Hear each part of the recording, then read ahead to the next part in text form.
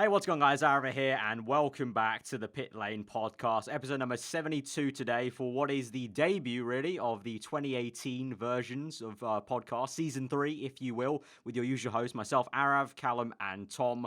And before we get into it, really, to kind of kick off the 2018 season of podcast, we are now on iTunes, so hello to any of our audio listeners only. So you can get this on the go now. You can do it via either the iTunes store if you're on computer, or simply by the podcast app. You can just search for Pitlane Podcast, and we're there, and you can get subscribed to that, so you can hear the podcast on the go. If you're on Android or any other mobile devices, you can also still download the podcast audibly from SoundCloud as well. So iTunes and SoundCloud, Pitlane Podcast. There'll be links on screen and also in the description as well.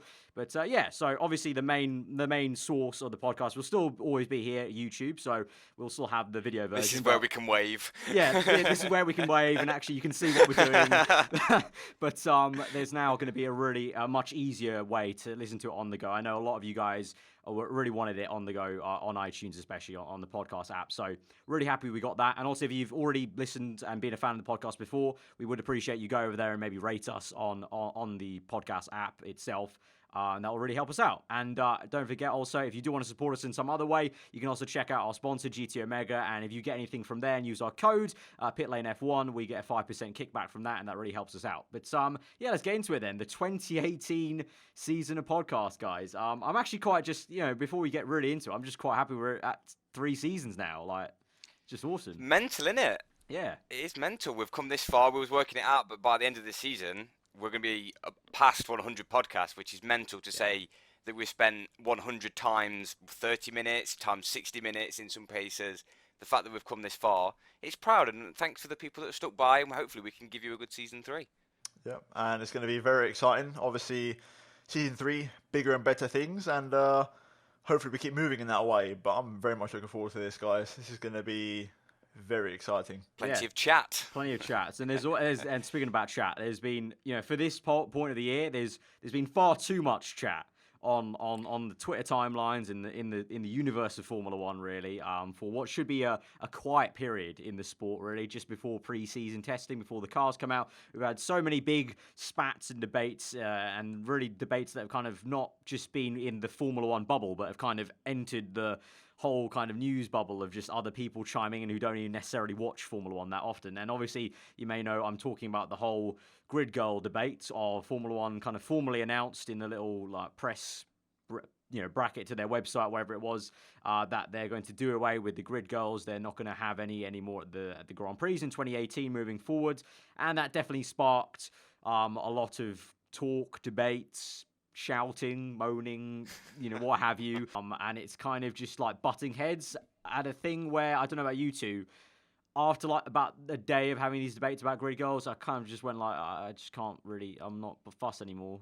Like, it's done. Well, you did send us a message saying, is anyone else a bit bored of F1 Twitter already, and the season hasn't even started yet? Yeah, for me, it's it's okay, it's a debating point, but also at the same time, I don't know, it might just be me. I'm really not going to remember that was even a thing when the racing starts. Yeah, it's a very touchy subject. I mean, is very touchy. It is, and so that's why you're walking on eggshells, aren't you, with this sort of thing nowadays? I think there is a mentality going around nowadays where you have to sort of cleanse old stereotypes, and this sort of falls into that bracket. I think F1 made the mainstream for the wrong reasons, unfortunately, which is something that doesn't happen too often. It's good that F1 made the internet waves that way, but it's not really for the right reason. I think, I'm not sure about you guys, but I mean, we can sort of give our opinions, maybe not. It depends how touchy we want to get. Personally, to be honest, I don't even know, because I can see both sides and understand both sides of the coin. So, I really don't know. I think, to be honest with you, the best solution would have just been to make it available for everybody, including maybe kids, or maybe, for example, projects for people, for example, with disabilities, or, for example, people have Make-A-Wish, things like that. You get the chance to maybe go on the grid and, meet their heroes, those sort of things. I think you could have had, males, females, kids, people who Animals. wouldn't have the opportunity. Dogs. Yeah, the whole safari, mate. Get them all in. But yeah, I think restricting it to males is not really fixing an issue. I don't know. I don't think it's the best solution to the problem. I'll put it that way. It's an issue that links very highly to gender and gender roles and equality, which I think all three of us don't want to get into that too much. This is a Formula 1 podcast, and we just want to talk about racing more than anything, rather than some people that stand in front of cars before the grid starts. But it is, in terms of like that sort of subject, it is quite a bold statement to go, we're not lining up with societal norms and we're going to stop objectifying women. This is probably the standpoint that Liberty Media are facing. We don't want to objectify women. They're not just eye candy that can stand in front of a car to hold a pole. They should be accepted and should motivate younger girls to maybe become racing drivers when they're older. But the only reason this has got so much hate as well is because, yes, it has made mainstream news. The Sun called it Formula Dumb. Yet a couple of years ago, they decided to get rid of page 3 girls because that didn't line up with societal norms. So they contradicted themselves anyway. But who believes the Sun? Let's be honest here. Yeah. Who reads it and who really cares? But it's interesting because the people that aren't accepting the removal of grid girls believe that they are. I feel like they're just stuck in the past, and this is the big thing about change that Liberty Media have brought into the sport. And some people believe that that's just a pointless change. But at the end of the day,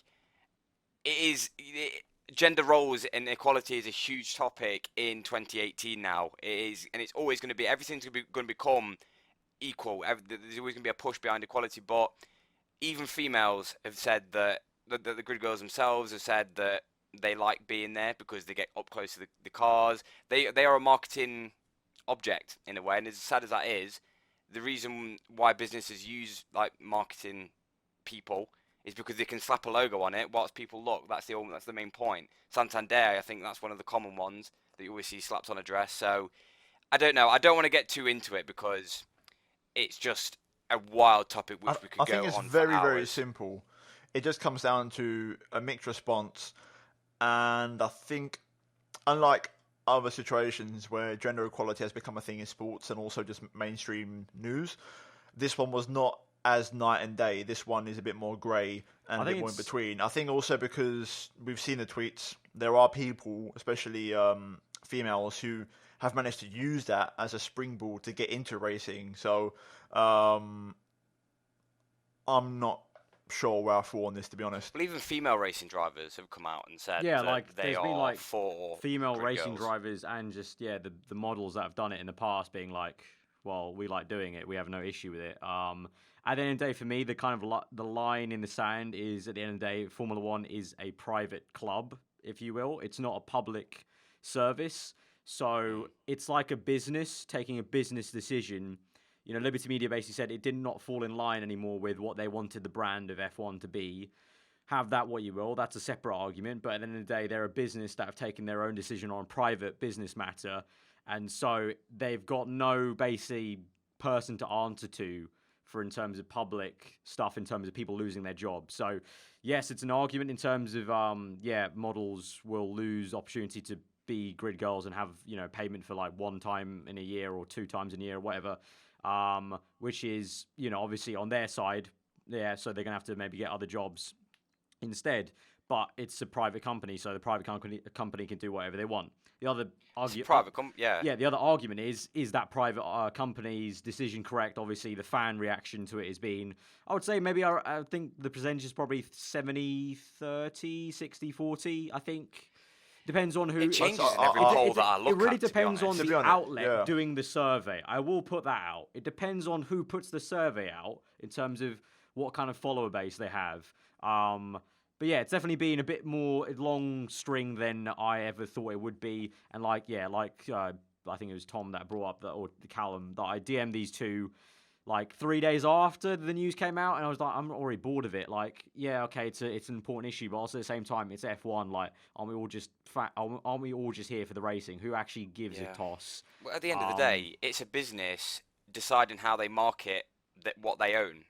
Why is that a bad thing? Like, you can't. But then obviously the flip side of that is, yes, but that's our sport, and us as an audience are the biggest factor in terms of the sport, because without an audience, no eyes looking at it, no eyes looking at sponsorship, no money.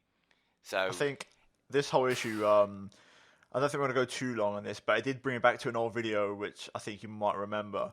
I think it was Monaco 2015 or Malaysia, I'm not sure, or something like that, where It was Vettel Monaco. made a It was joke. Monaco. It was Monaco. Vettel made a joke about, who's this, some Bob? I know this is the or- exact clip where Vettel Oh, press conference sitting on, was Monaco, like, sitting on- yeah. I'm sitting on the grid behind Jeff Dave or George Yeah, and Dave. Michael or something like that. Yeah. And he Um, literally went, "Fuck!" Like what am I meant to do? You sit, Yeah. you pull up to the grid and you sit behind blah blah blah. I mean, there is one point that comes from that. Visually, as a sport, it's not the only way for women to get into the sport, obviously, but realistically, F1, really, as we know it, that is the only way. We've only really seen women involved in the sport.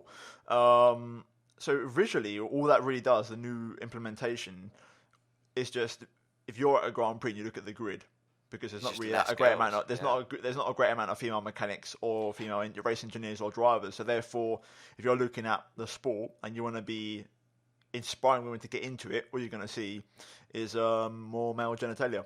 So I'm trying to think off the top of my head of all the female team personnel. Obviously, you can think of Claire Williams. So Susie Wolf has always been in and about doing Ruth TV Boston of presenting. Sauber. Carlton Sauber, Vaughan chief until chief she strategist. went. And I remember watching a season review actually and seeing a female, I can't remember what her name is, at Red Bull. But yeah, I think Hamilton's been criticised in comments he's made before, where that there isn't enough females in the paddock. And that can make a statement as well, because if a girl is watching Formula One and doesn't see a single female anywhere, that already makes a standpoint. But to be fair, the point I wanted to make was, people are talking about the glamour, and yeah, Formula One is probably one of the most glamorous sports ever. We go to glamorous places like Monaco, Singapore, Abu Dhabi, race multi-million-pound Formula One cars around multi-million-pound racetracks. And at the end of the day, even if it's a male or a female, people like looking at beautiful people. That's always, you look at any advert on TV. If you're advertising perfume, you're not going to have an ugly person. You're going to go for someone who's beautiful, that will attract people to watch that. And there's going to be no denying beyond that, really. Obviously, there's always trying to be the equality in any sort of format, be it ethnicity, age, and everything. But I don't know. There's been glamour. There's something that's been changed.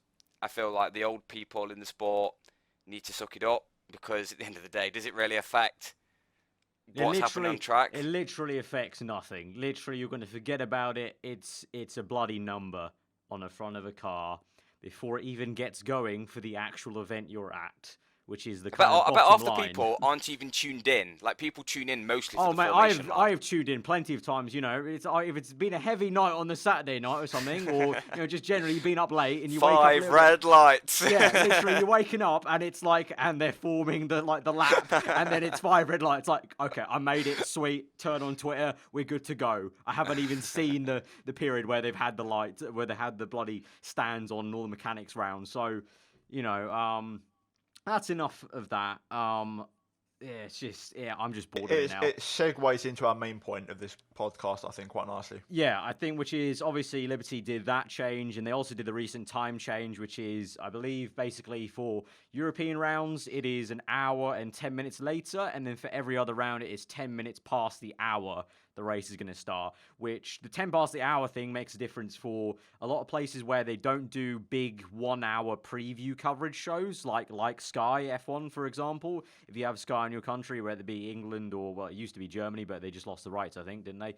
Either Germany or Italy. I know Italy might have lost their free-to-air TV as well. Yeah, something like that. But anyway, yeah, Sky F1, at least in the UK, I can't speak for every other country, but they do like a 1 hour, 1 hour and a half build-up. So that's fine for them. It won't affect things. But for some other countries where literally they're cramming it into their schedule of you turn on the program, and it used to be literally there's no build-up. There's 2 minutes, 1 minute if, and then we're getting to the formation lap already. Now it gives them 10 minutes.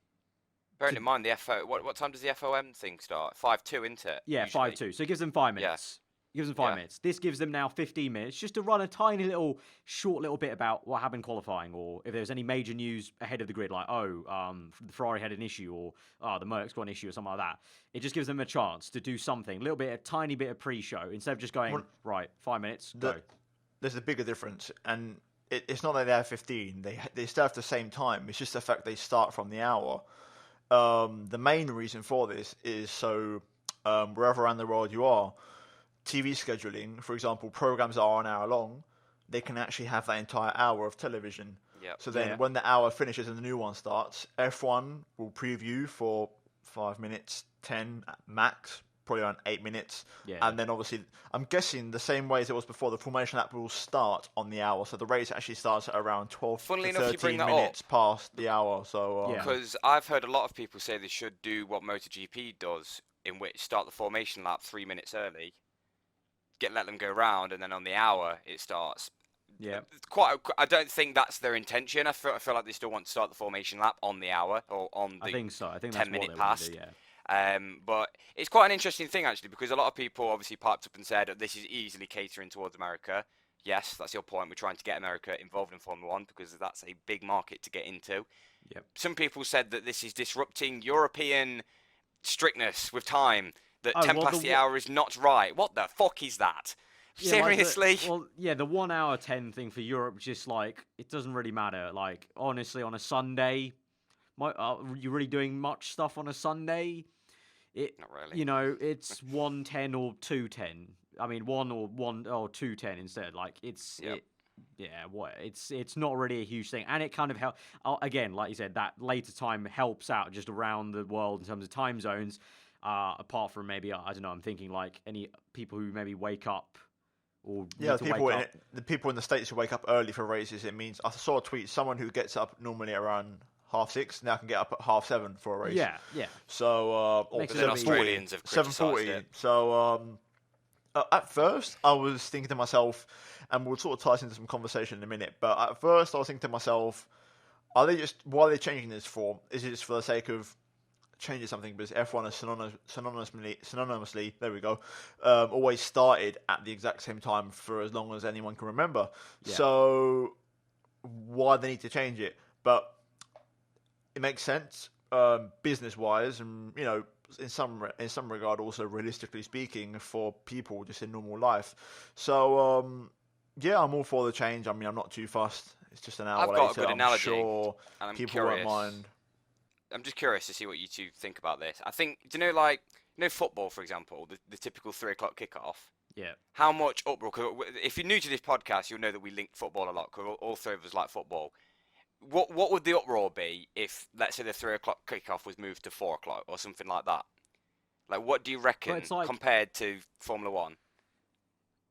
They do random kickoffs time sometimes in terms of scheduling. As you two support Premier League clubs, so you two are a bit more used to that. But as like a championship supporter, like usually sometimes that's a huge difference. Yeah, there'll be a good chance that maybe Chelsea or Man U play like at 12 instead on a Sunday, or get their morning kickoff, or they move it to like 4:45 or something like that.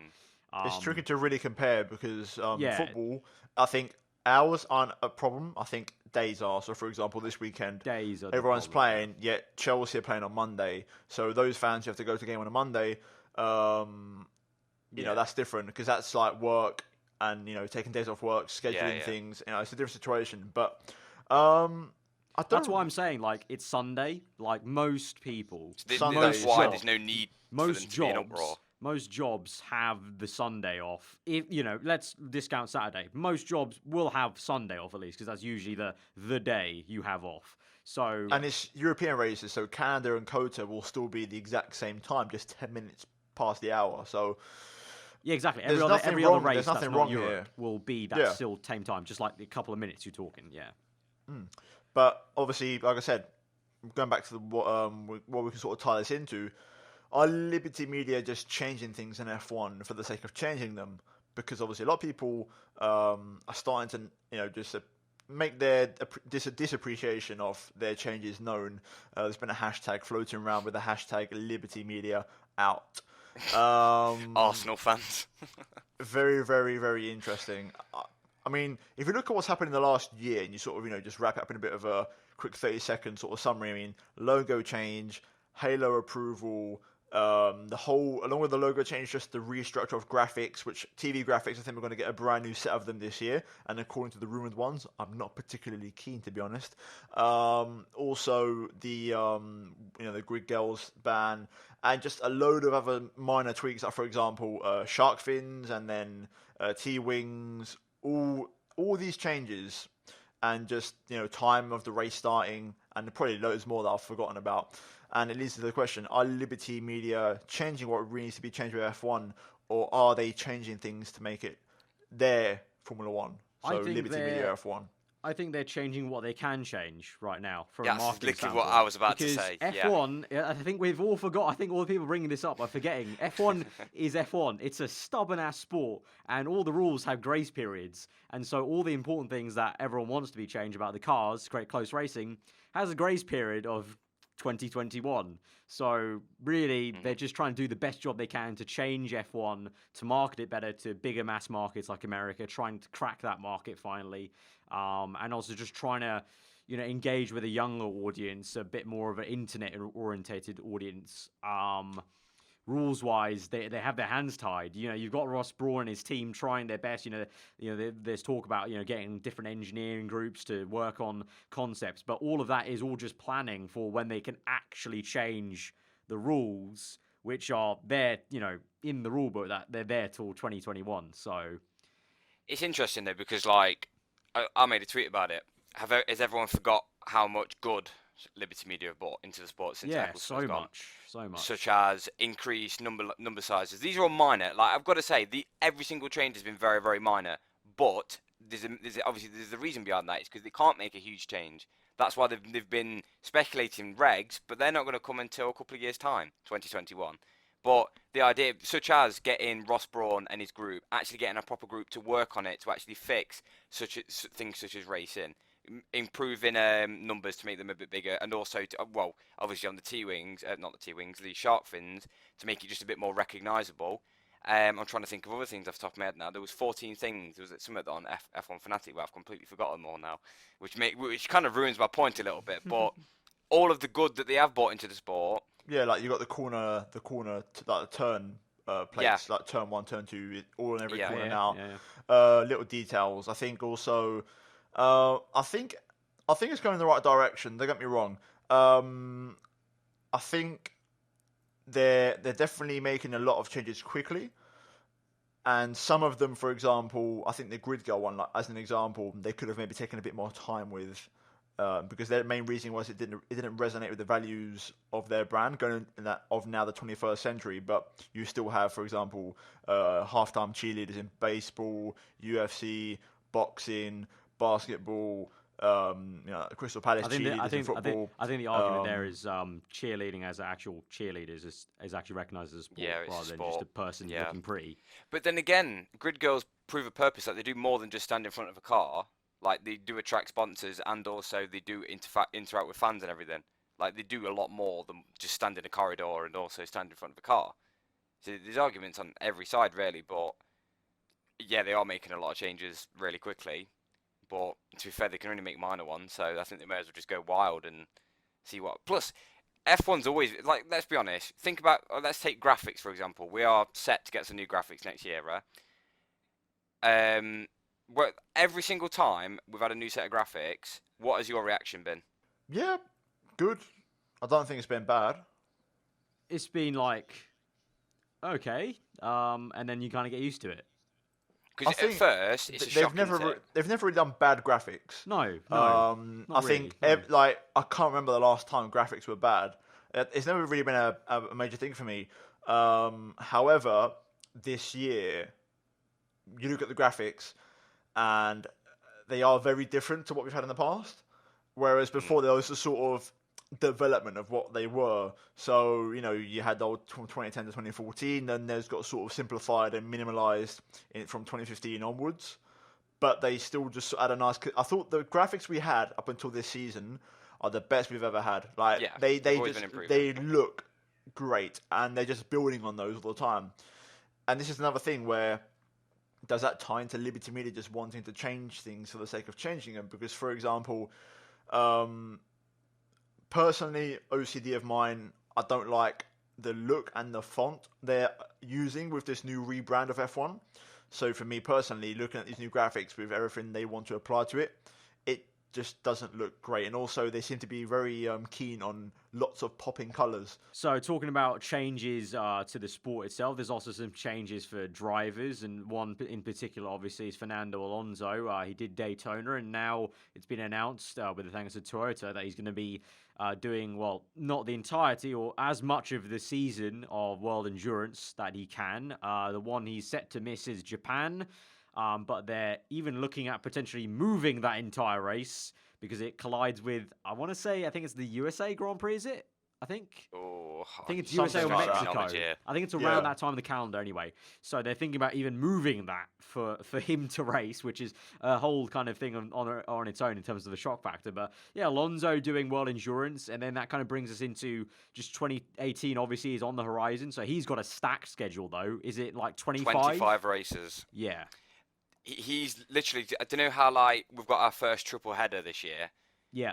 I think he's going to have like a quadruple header or something. Like, he's going to be racing every single There's weekend. no denying Fernando Alonso loves his racing, like doing 25 weekends. You can't deny his commitment at all. Yeah, Getting on with age, he's definitely finding more appreciation towards other forms of motorsport. Yeah. I've got so much respect for that guy. I mean, at 36, he is, I'd say, in his prime. He is in his prime. He is doing everything. He is the marathon man of Formula One, or just racing in general now. He's like a runner that does every race. I love it. He's like a fine wine. He's just getting better. Yeah. He is just getting better. And you know what he's doing? He's being brave, which is McLaren Renault's new little mantra for their new season. I was joking this to Callum. What a earlier. segue. Get in the bin. It's a great segue. I was joking to Callum before the podcast about the fact that there was an article saying there's a little hint of McLaren's livery with a little video they did with the tagline, "Be brave." Which is really a fabulous hint at nothing. For a brilliant black and silver livery. I'm guessing. When is F1 ever brave? I do have an incline. Papaya orange is on the cards. I've got a feeling. I think so. They've done a lot of papaya orange in that video they did. Toro Rosso looked to be set with the same Red Bull Cola thing, which I'm liking because they changed their official profile picture on Twitter to the kind of cola style of logo for their team. They've also no longer, just a random thing, they're no longer Toro Rosso Spy. They're just Toro Rosso. Only you would pick up on that. It's just the little things, Callum. The little things. I've also picked up on this.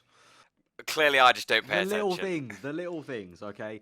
But yeah, going into 2018, obviously we're going to do a podcast probably after the cars have launched. Probably not all of them because Toro Rosso are launching very late indeed on the first day of testing. But we'll do one after the cars are launched, give our little opinions about it, and maybe do some predictions basically for pre-season. Then in the middle of pre-season or just after it, we'll do one then probably. And then obviously then you get onto the Australian Grand Prix. But there's already been a few little talking points about 2018, the early signs, things burning away. Biggest like little ones that Tom picked up on was I'll let you take this on, but apparently there's been some talk about Mercedes engine in terms of there might be some interest into how that's going on for them for this next year. Well, it's interesting because if you remember a few years ago with McLaren and Honda, there was they kept on, because of I think it was just earlier on last season, the rattling and the shaking was causing their engine to have like cracks and break and like cracking the exhaust and all that sort of thing. Right. Well, there is a rumor, according to some sources, Spanish sources that I found, apparently Mercedes 2018 power unit may not be all that reliable. Based off of fire-ups and a few issues here and there, Mercedes might be a bit against the clock with their engine to have it up to scratch.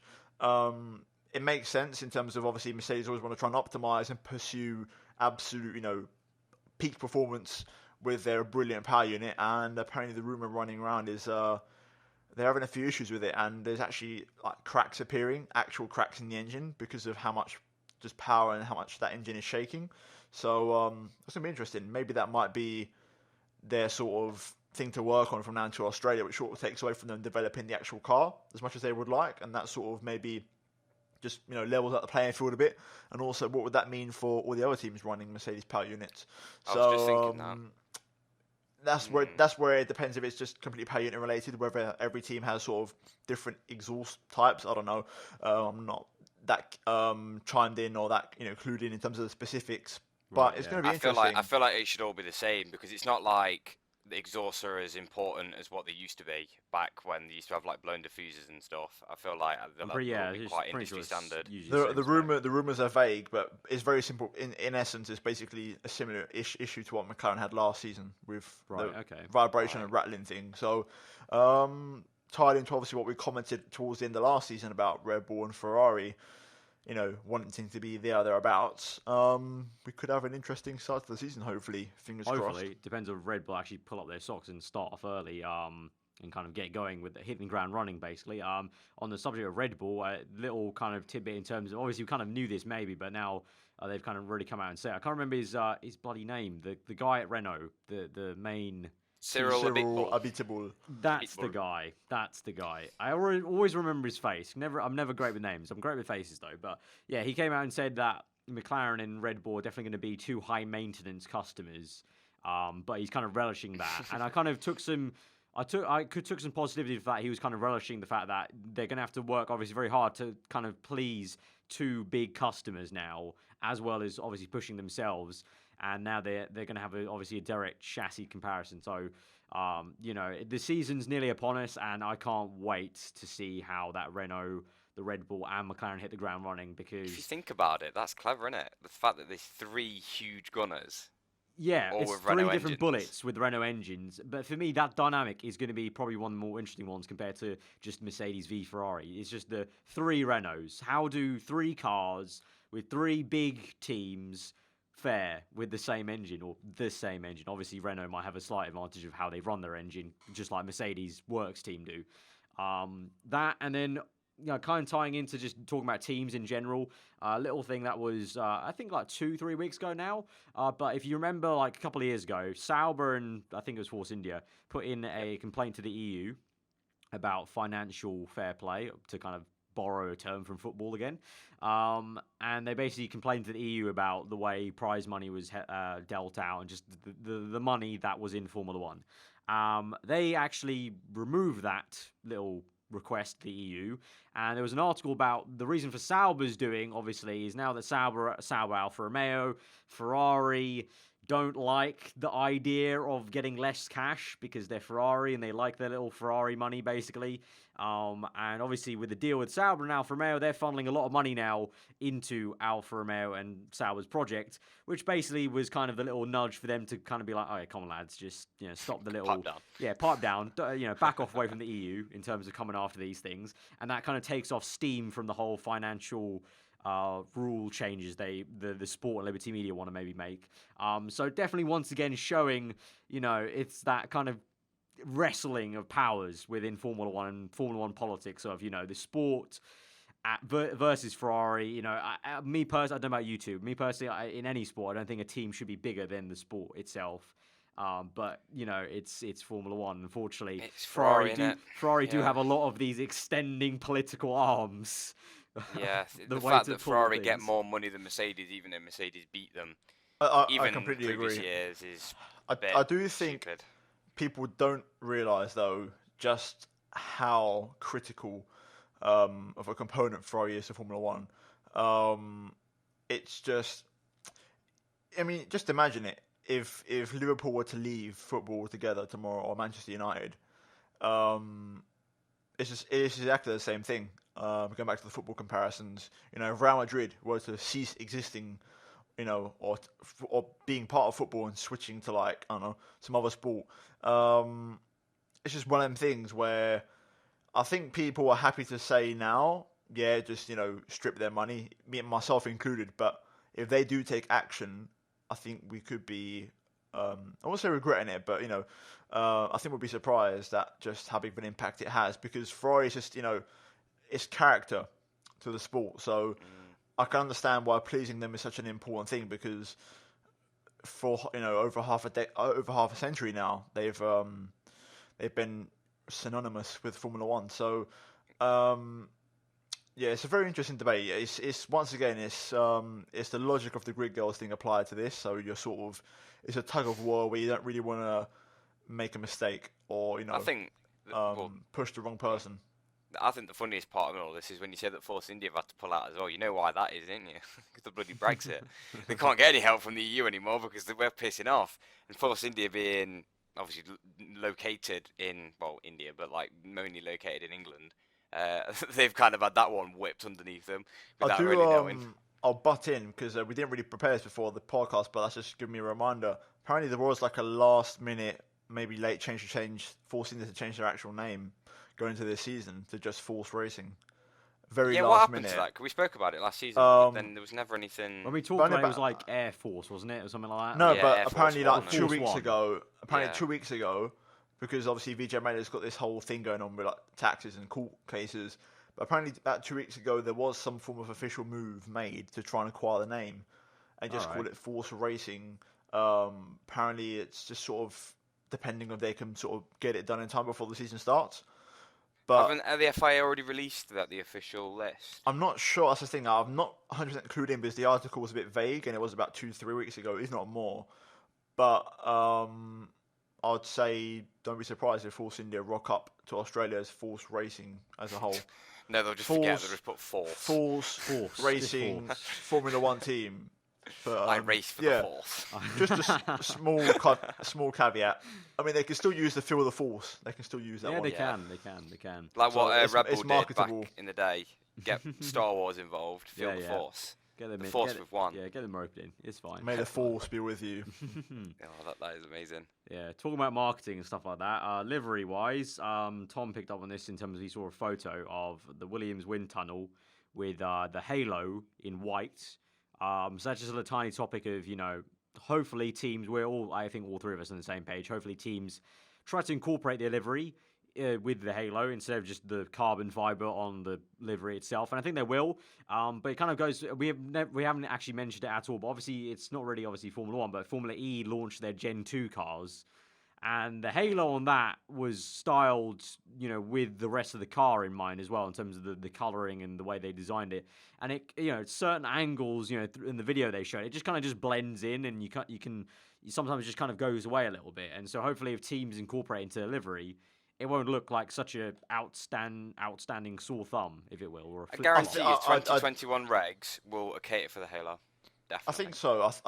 If you look at the Gen 2 car, they've built that with the halo in mind so that it flows a lot more naturally. But also, another picture I saw was also, I think it was Lance Stroll in the simulator. The simulator car also had a white halo. So it'd be nice if they could at least have match the halo to the color scheme and then just cover it with sponsors, so it just seems a bit more natural. Obviously, a lot of cool designs and templates dropped over the last 12 months on Twitter, obviously, and I just hope it's not black. That's the main one, to be honest. Well, obviously, we know what Mercedes is going to be coloured as. That's Also, silver. there was a rumor, apparently, according to early, specs, the halo is a lot more F1 like visually now, so they've sort of managed to hopefully more seamlessly adapt it to the cars and try and make it a bit more naturally looking, because apparently I think it was Toro Rosso who said it looks a lot more F1-ish now. They've actually integrated into the cars. That's because whenever they were testing it, it was glued onto the cars. It wasn't meant for that. It was a bolt-on. Yeah. So, I think we'll see.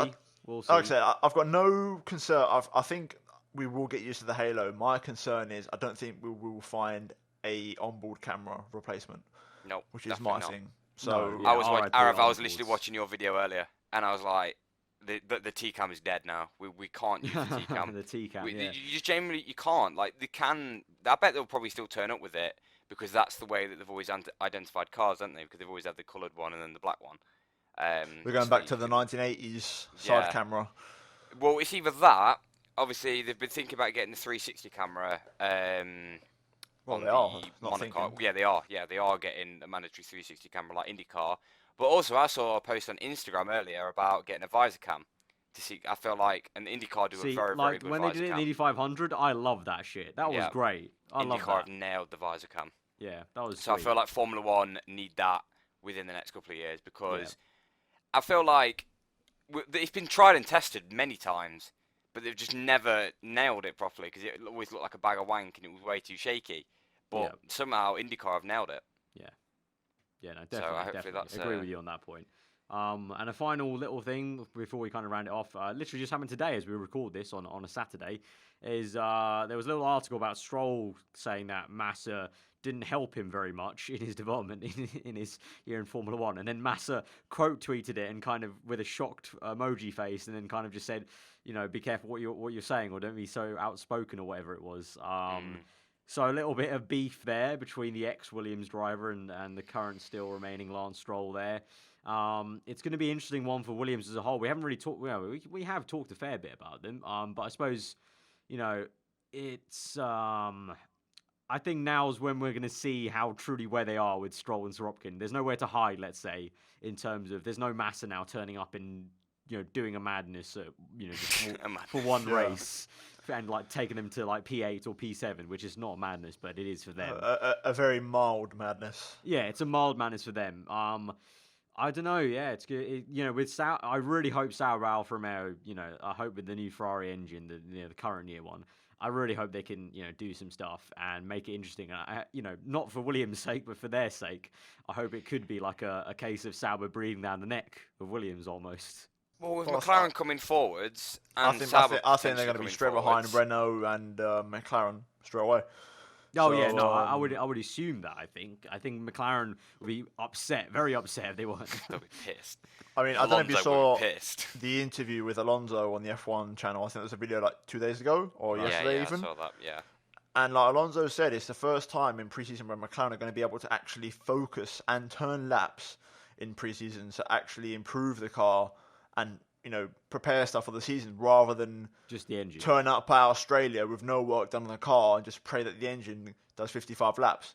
So yeah, it's going to be good. It's going to be very exciting. Yeah. On the other hand, that might literally be Toro Rosso in terms of oh God, what is happening to our engine? just have gas in Harley on the team radios throughout an entire preseason. Right? There's a sound here. There's a knock there. There's a bang there when there shouldn't have been a bang. And Another one. It's all gone tits up. Oh, that's some smoke. That is. And we're out. That's it. And that's our day of testing over. We will see. They're launching the last in the season for the car. I wonder why. Well, no, to be honest, they did that last year as well. They did it pretty late. They did it literally the night before. So Toro Rosso have always done it late. I guess it just ironically works out good for Honda. You get a little bit more time, maybe.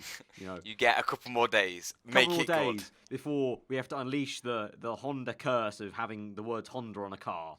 I think though it would be better for Honda because McLaren's a brand that people will put pressure on you. Toro Rosso not so much. The only pressure they'll receive is from Red Bull. So they'll have a little bit more time to hopefully get their act together. Quietly do some work. But yeah, I think that is going to call it for this podcast, the first one of 2018. Yeah, solid stuff, and really looking forward to the cars. Obviously 2017 was good, but with McLaren hopefully being a bit more up there, hopefully Red Bull hitting the ground running. You hear little rumors that Tom brought up about Mercedes maybe potentially. It's that every single year though it happens. You two will agree with me. Just there's always that buzz. Yeah. We said in DMs before. We said in DMs before. End of January, just start rubbing your hands a little bit. It's it's new car time, new season time. Let's go. I'm just genuinely quite buzzed just off the top of my head thinking about it now. I'm just genuinely interested to see what Red Bull come up with their livery, with Aston Martin involved. I feel like we should get a little bit of British racing green back into Formula 1. Just little, with what they did with the purple. Just do it with green. I like that purple. Yeah, maybe with some green. Yeah, we'll see. Integrate that. I'm very excited to see what the liveries are, though. Yeah, hopefully people can be brave. But that's been the podcast, episode number 72. Remember, we are on iTunes. So if you had listened to this on iTunes, thank you for listening, and I hope you enjoyed the audio experience on the go wherever you are. Maybe on a train, maybe at work, or maybe whilst send us a message. Where are you right now? Maybe whilst you're at work, or during school, or a lecture, or something like that. Please do get in touch on our Twitters. Yeah, no, definitely. Yeah, if you have any kind of just like funny like places where you've been listening to the podcast, do definitely tweet us something like that. If you're on the video version, you'll see our Twitter handles on the screen right now. But yeah, go ahead and follow all of us on Twitter, as I said on screen. Check these two out, links in the description. Get subscribed to this YouTube channel for more podcasts in the future. As I said, it's not going to be exactly weekly from now till the start of the season. We'll be doing it essentially when it's the right appropriate time, when the cars have all launched, or in the middle of pre-season testing. And then, of course, the usual kind of previews of Australia. And then we'll, get going and get into it. And we have some more kind of news on, the podcast and some plans we've got going on for it in the coming weeks or so. But excited for this season, 2018. But that's been episode number 72. Again, you can check us out on GT Omega and support us that way. If you get anything from GT Omega, use the code PitlaneF1, and that'll give us a 5% kickback. But that's been Arav, Tom, and Cal. That's been episode number 72. We'll see you guys next time. Hope you enjoy the rest of your day. Goodbye.